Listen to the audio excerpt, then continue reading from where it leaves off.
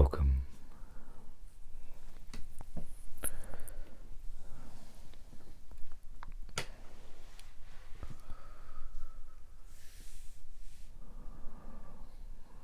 As we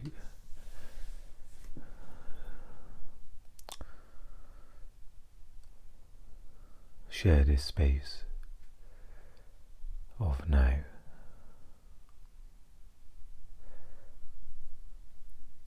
perhaps we can allow everything to be as it is.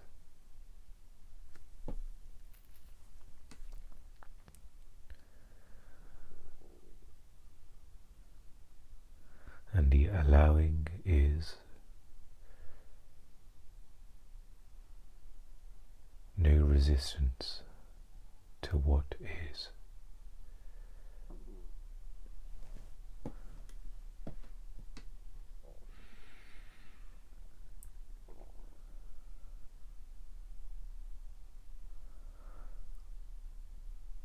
If I borrow the analogy from Rupert Spira, another spiritual teacher, just as a room doesn't resist those who enter, your awareness, your allowing doesn't resist what arises within it, what sense perceptions, thoughts and feelings.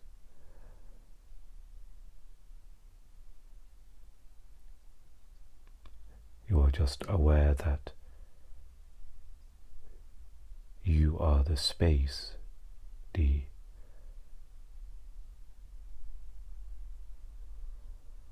unlimited, infinite space that form arises and dissolves.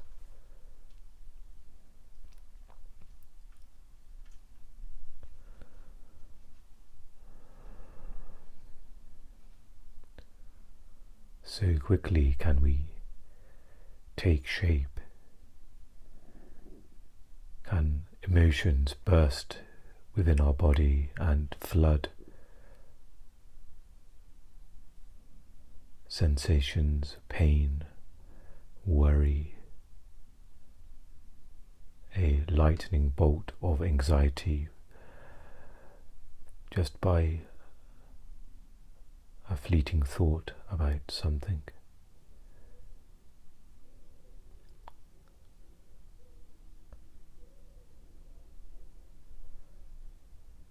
This has been my experience over the last few days.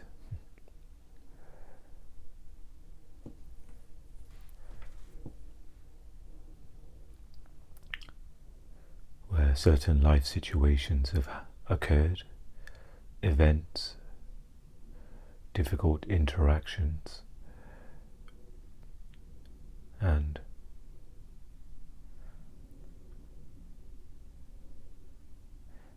there's been perhaps too much time. I use time as a cautiously time spent within mind, or better put, there's been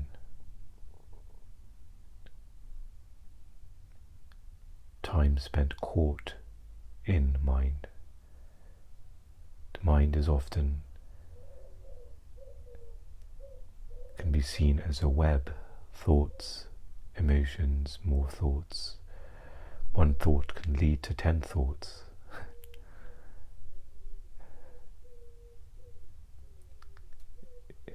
If you were to look at an atlas, we can start in California, and within a few minutes we're peering around in Fiji, wondering what's happened.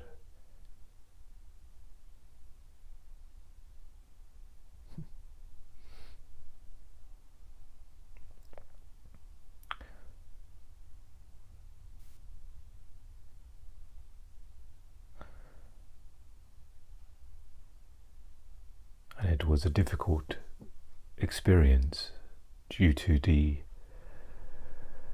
fact mind wanted to keep my attention there to try and resolve and figure out.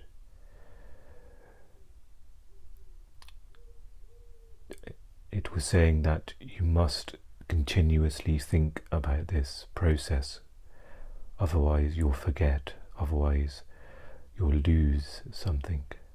It will be a great disaster. And of course, when awareness is covered up, you are already in the spin cycle of the mind, going around with the thoughts, feeling or suffering the emotions that arise within the body, the reflection of the thoughts. And so I could feel the great deal of physical pain, a great deal of mental pain.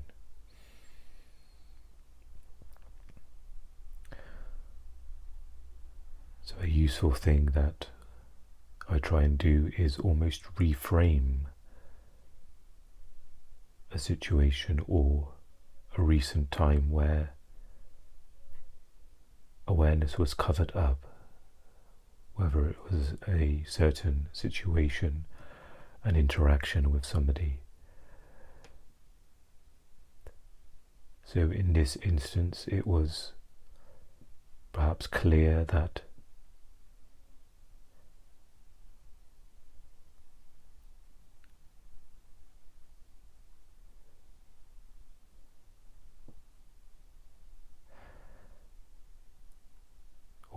another way to put it, if this arose again, as of course it may be better not to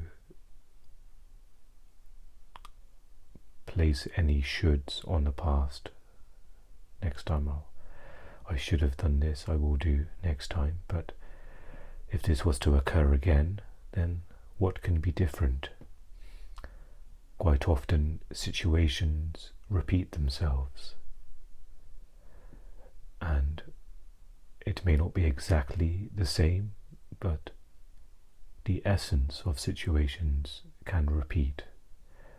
So you may have had a difficult interaction with one person, and then it can happen again with another.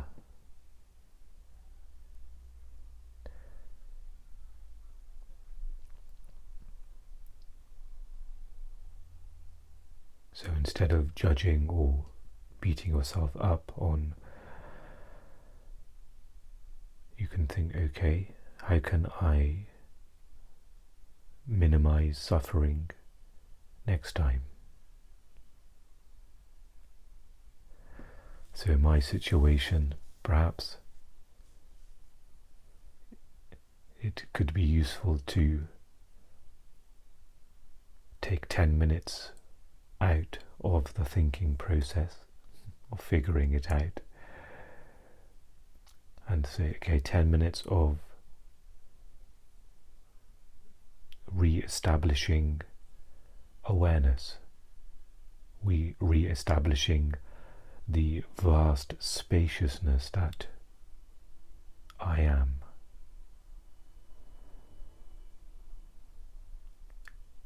The difficulty with, or challenge with thought, is that if there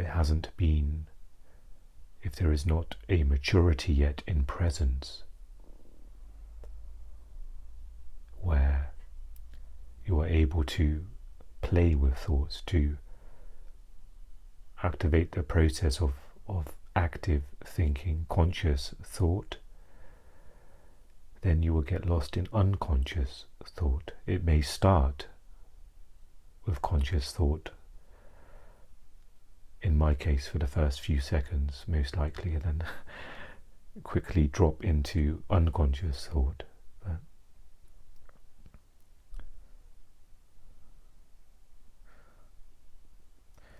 And it's useful knowing or instilling in with this now, because when the situation occurs, it is often too late. You are already in the cycle of thoughts and pain, emotions, suffering, and it has a huge momentum. So I used the spin cycle as, if you look at a washing machine, when it's spinning in a spin cycle, there's a great momentum there.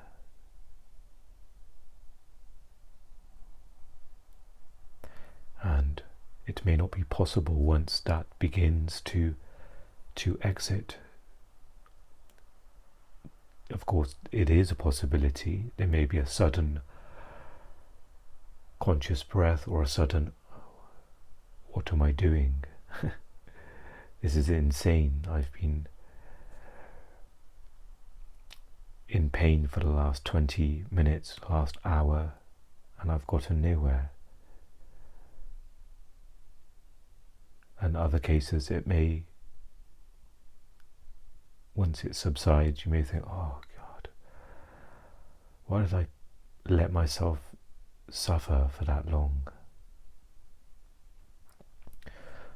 But now, with some awareness of the situations that can pull us in, certain relationships, people, life situations, then now you're instilling deeper. So when that arises again, it's not to say that you won't get caught, but it's a deepening. That now perhaps it may take longer. You may be able to initially take space or have time for conscious thinking, and sometimes you may still get caught. Other times you may notice you don't anymore.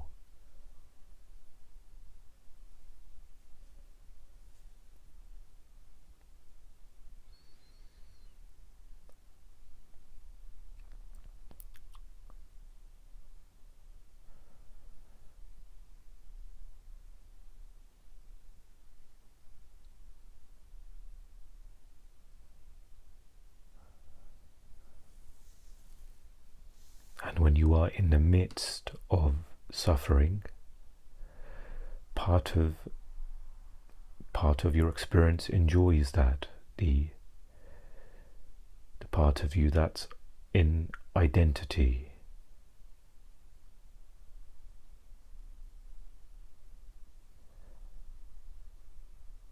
I believe that is what was speaking to me in that moment, that you must, this is all important, you must continuously think about this and rack your brain to figure it out.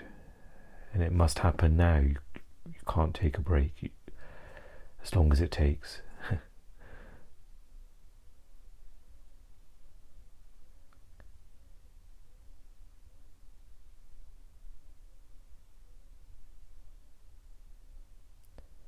And in that moment, it makes perfect sense. The mind gives you a perfect explanation, and it's almost as if, in my case, it was almost being drunk with thought and emotion.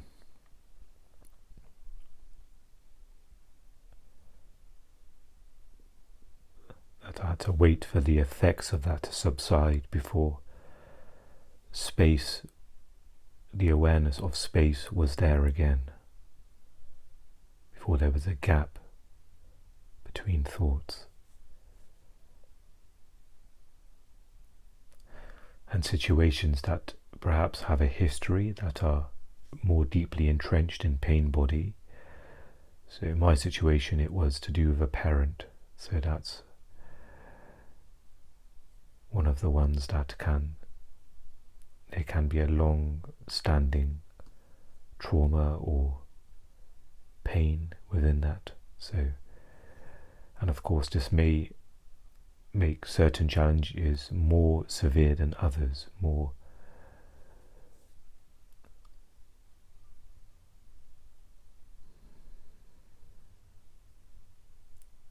and I believe Eckhart has mentioned before, relationships in whatever form is often the most challenging to remain aware, to not lose yourself in the thoughts and feelings.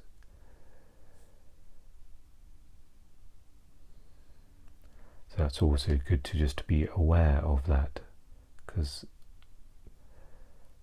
in my case, they can be, again, the mind can creep in and okay, I'm never going to let myself go through that again.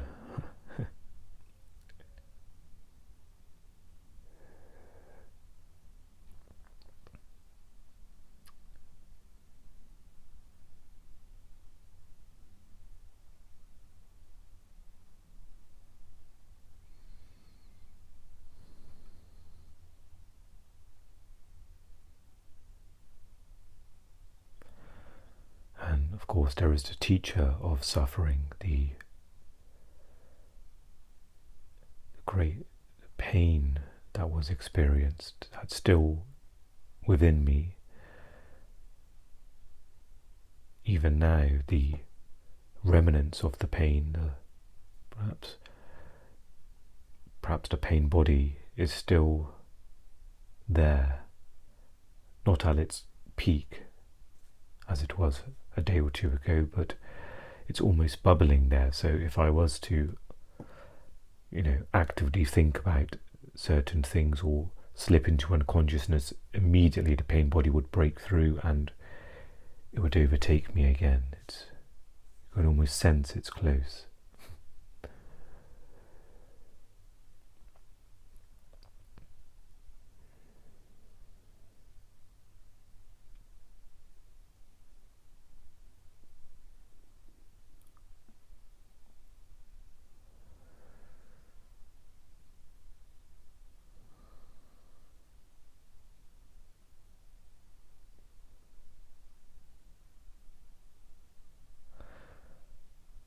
One of the qualities of awareness, of presence, is that it's always fresh.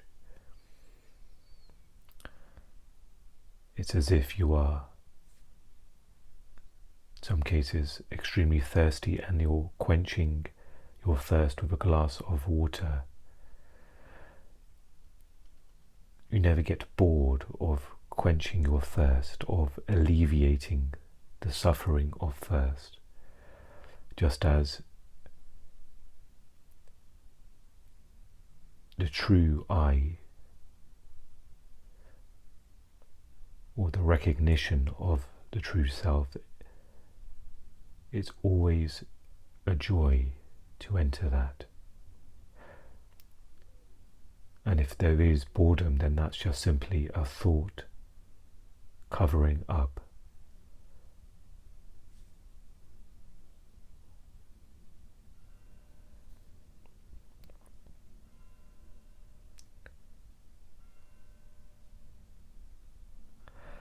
And perhaps more specifically, especially after suffering,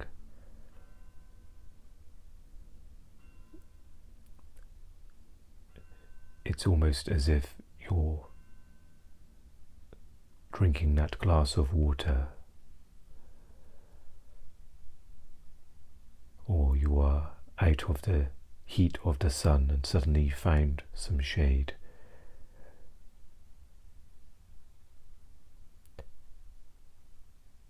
Of course, on the deepest level, it's always there.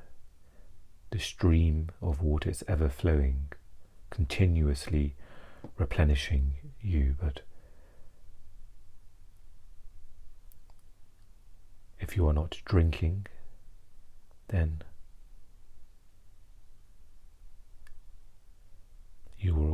suffering will arise. If you are not present at some point in the world of thoughts, at some point there will be dissatisfaction, there will be pain, there will be suffering.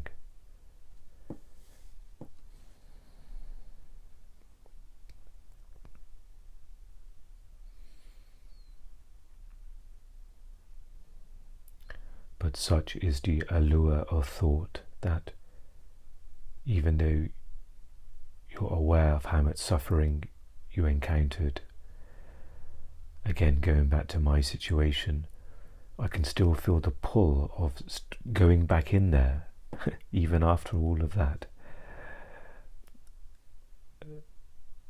Almost like a rope waiting for me to to pull myself back in.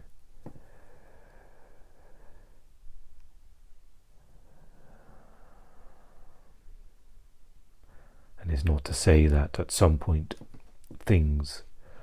relationships perhaps need to be figured out, a decision perhaps need to be made.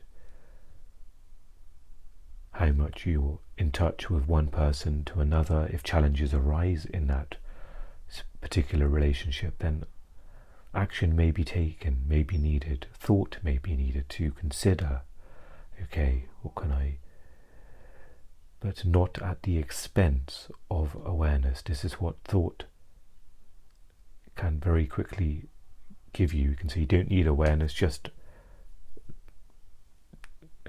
drown yourself in thought. And it's almost like a water slide. It's before you know it, you're halfway down and about to be plunged into an emotional storm.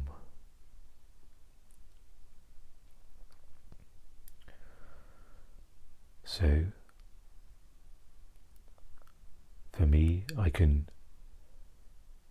use awareness as my guide, awareness to activate thought. So awareness comes first and then thought. And perhaps you can,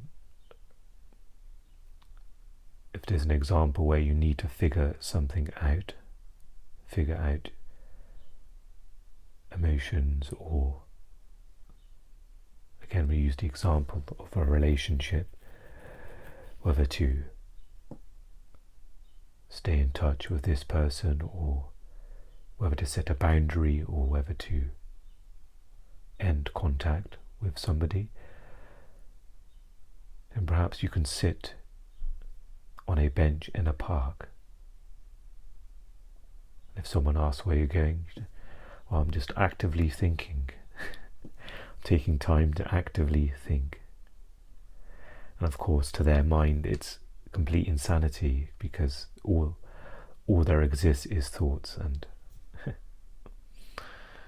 but of course, you don't have to mention to anybody.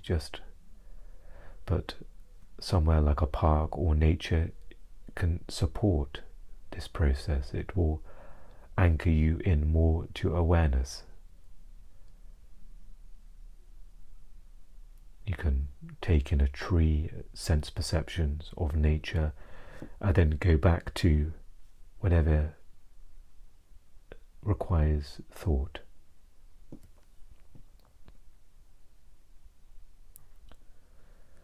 But it's done in such a new way. The common way of this is just to, whatever you're doing, thought is more important, and you may be making a huge dinner where awareness is required, cooking process, but in your mind you're not there. Or you may be, even worse, you may be out to dinner with a loved one and they're talking at you and you're thinking about your problem. This must be resolved now. And such is the extent of this pattern that we miss out on life. We're walking through a park. We decided to go for a walk in the park to soak in the nature, but we are thinking about something that needs to be done tomorrow that may not require immediate thought, but the mind is so entrenched habitually. Okay, what's the next thing I need to think about? Okay, I need to buy this. Okay, what should I buy? Well, I like this, and you're off to the races already.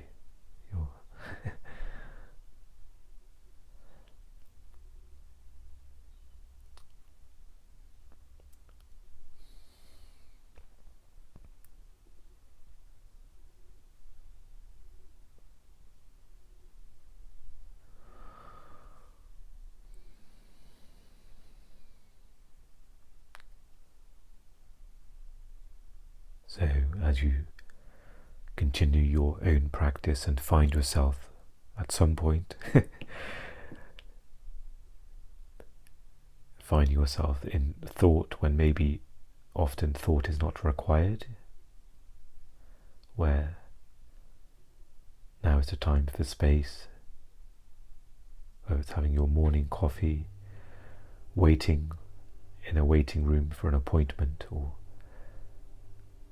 you've got all of that beautiful awareness that's available there. Time to just be aware. Can sound paradoxical, time to be timeless.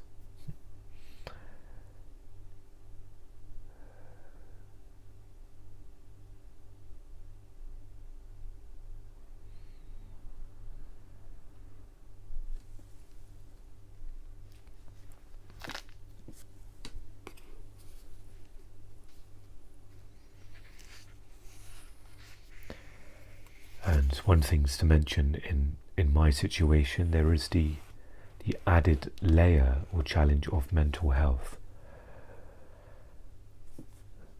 So just to briefly touch upon that, I can say that there's another great challenge there, as well as life and relationships is complicated enough to navigate ourselves through different relationships, but when you add mental health in as well, it's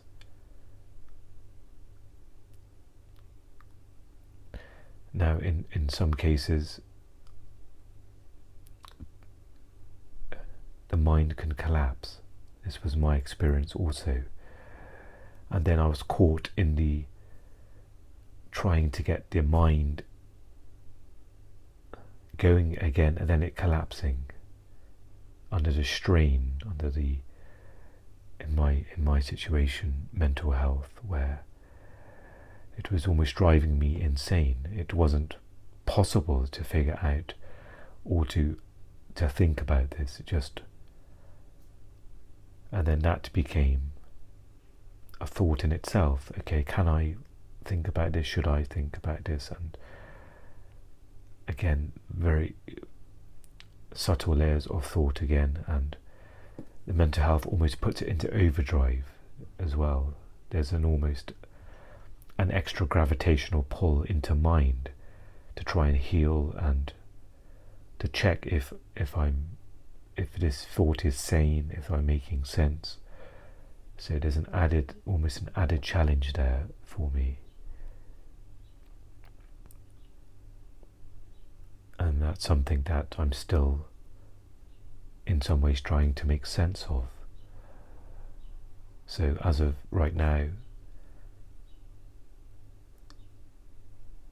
it's almost too much to step into conscious thought to resolve what is at some point needs to be resolved with this parental relationship. Or of course it may resolve itself in its own way. Awareness, life, the aliveness of life, it can unfold in this way. Things can just, in some healing conscious way, dissolve. You may have been thinking about a challenge for 10 years and suddenly it's, I don't need to think about that anymore. It's not there. It can be like this as well.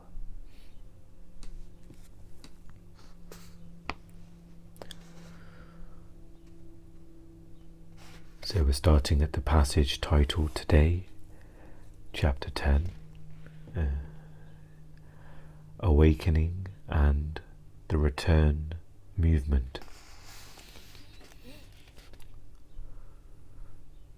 The return movement in a person's life, the weakening or dissolution of form, whether through old age, illness, disability, loss, or some kind of personal tragedy, carries great potential for spiritual awakening. The disidentification of consciousness from form.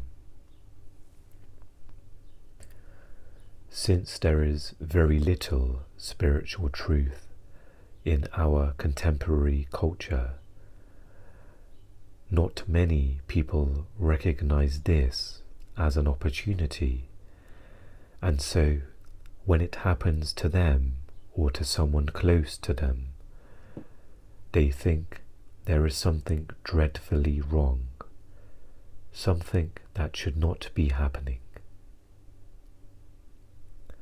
There is in our civilization a great deal of ignorance about the human condition, and the more spiritually ignorant you are, the more you suffer.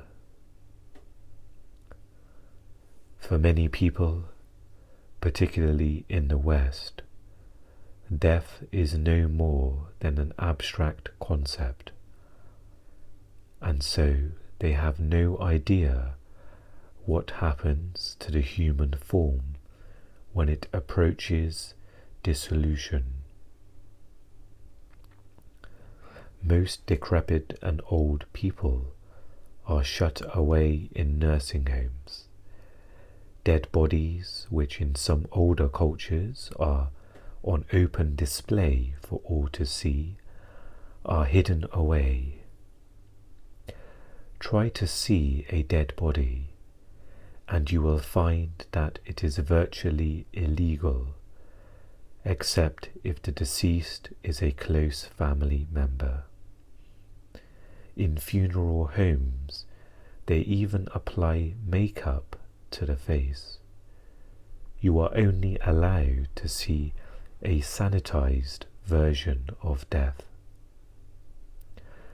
Since death is only an abstract concept to them, most people are totally unprepared for the dissolution of form that awaits them.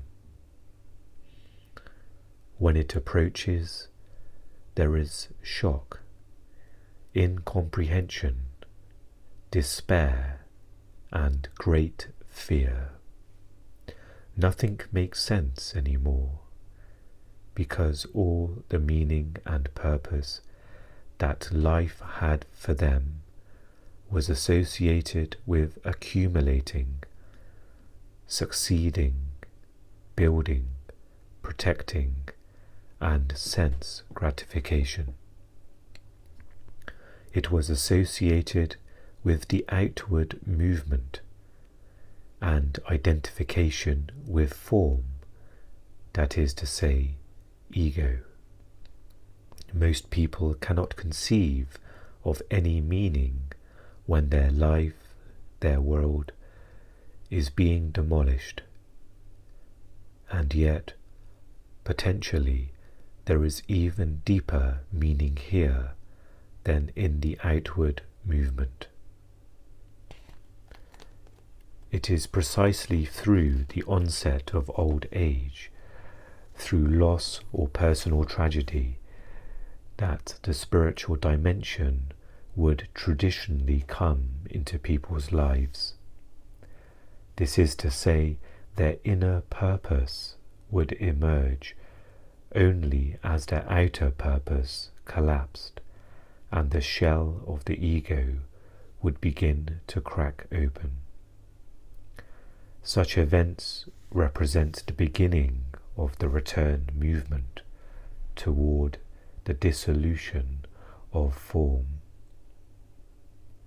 In most ancient cultures, there must have been an intuitive understanding of this process, which is why old people were respected and revered. They were the repositories of wisdom and provided the dimension of depth without which no civilization can survive for long. In our civilization, which is totally identified with the outer and ignorant of the inner dimension of spirit, the word old has mainly negative connotations. It equals useless, and so we regard it as almost an insult to refer to someone as old. To avoid the word, we use euphemisms such as elderly and senior. The First Nations grandmother is a figure of great dignity. Today's granny is at best cute. Why is old considered useless? Because in old age, the emphasis shifts from doing to being, and our civilization, which is lost in doing, knows nothing of being. It asks, being, what do you do with it? In some people, the outward movement of growth and expansion gets severely disrupted by a seemingly premature onset of the return movement, the dissolving of form. In some cases, it is a temporary disruption, in others, a permanent one. We believe that a young child should not have to face death, but the fact is that some children do have to face the death of one or both parents through illness or accident, or even the possibility of their own death. Some children are born with disabilities that severely restrict the natural expansion of their lives, or some severe limitation comes into a person's life at a relatively young age. The disruption of the outward movement at a time when it is not meant to be happening can also potentially bring forth an early spiritual awakening in a person. Ultimately, nothing happens that is not meant to happen, which is to say, nothing happens that is not part of the greater whole and its purpose. Thus, destruction or disruption of outer purpose can lead to finding your inner purpose and subsequently the arising of a deeper outer purpose that is aligned with the inner. Children who have suffered greatly often grow into young adults who are mature beyond their years. What is lost on the level of form is gained on the level of essence. In the traditional figure of the blind seer or the wounded healer of ancient cultures and legend, some great loss or disability on the level of form has become an opening into spirit. When you have had a direct experience of the unstable nature of all forms, you will likely never overvalue form again, and thus lose yourself by blindly pursuing it or attaching yourself to it. The opportunity that the dissolution of form, and in particular old age, represents is only just beginning to be reorganized in our contemporary culture. In the majority of people, that opportunity is still tragically missed, because the ego identifies with the return movement just as it identified with the outward movement. This results in a hardening of the egoic shell, a contraction rather than an opening. The diminished ego then spends the rest of its days whining or complaining, trapped in fear or anger, self-pity, guilt, blame, or other negative mental emotional states, or avoidance strategies such as attachment to memories and thinking and talking about the past. When the ego is no longer identified with the return movement in a person's life, old age or approaching death becomes what it is meant to be, an opening into the realm of spirit. I have met old people who were living embodiments of this process. They had become radiant. Their weakening forms had become transparent to the light of consciousness. On the new earth, old age will be universally recognized and highly valued as a time for the flowering of consciousness. For those who are still lost in the outer circumstances of their lives, it will be a time of a late homecoming when they awaken to their inner purpose.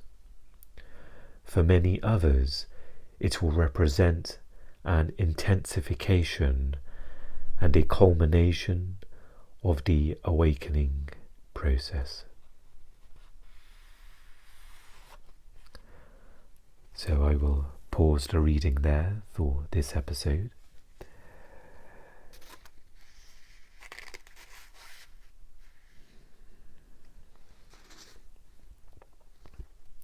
And I'll just read a line that has remained with me in this reading.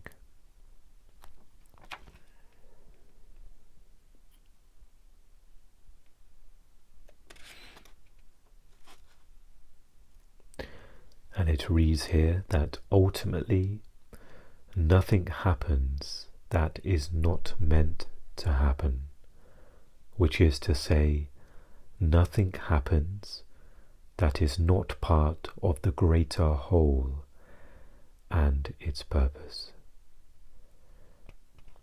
Thank you for joining me for this episode. I wish you well in this moment of now, and I will speak to you again very soon. Take care.